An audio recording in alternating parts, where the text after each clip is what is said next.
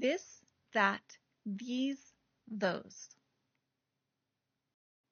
Jill and Sue are shopping together. I like this teapot. Did you see that plate? Do you like these pins? Yes, those pins are cute. Do you see the words this, that, these, and those? These are another kind of adjective we use with nouns to show where they are. Let's look. Here is a chart. Let's say this row is singular and this row is plural. This column is near and this column is far. Our words go like this. This describes something that is singular and near. That describes something that is singular and far. These is plural and near, and those describe something plural and far. Maybe this doesn't make sense with just the words, so let's look at a room full of cats. We have some cats that are near and some cats that are far in the corner. Okay, this cat is near and there's only one, it's singular. That cat is far, but there's only one, it's singular. These cats are near and they're two, so it's plural. And those cats are far, plural and far.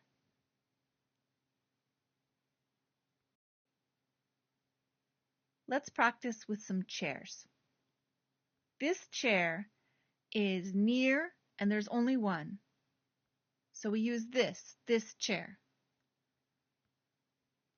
The chair back here is far and there's one. So it's that chair, this chair and that chair.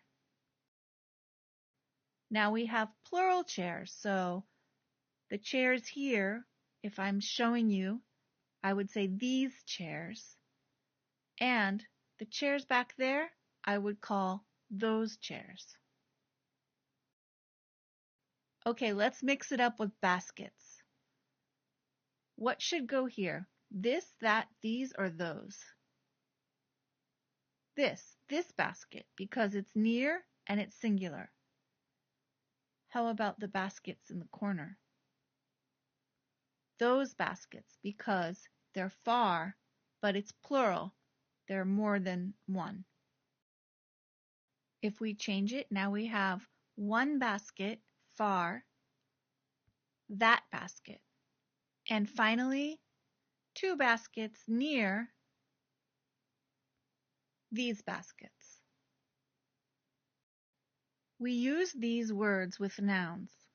Even in this sentence, look, these words. These tells me which words, and words is the noun. We use these words with nouns. Let's look. I like this teapot. This is the adjective that shows me the noun teapot is near and singular. Did you see that plate? That is the adjective that shows me the plate is far, but there's only one. Do you like these pins? She uses these to describe the pins that are in her hand. They're near her.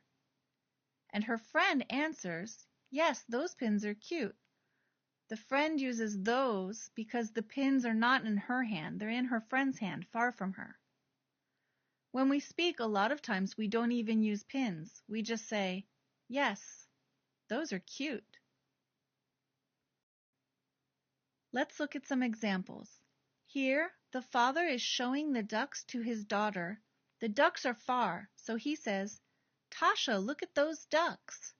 Those show that the ducks are far and plural. Here, the husband is giving his wife some flowers, and he says, these flowers are for you. He uses these because the flowers are plural, but also they're near, they're in his hand. Here, someone is looking at the dress and she's thinking, do you think this dress is too short?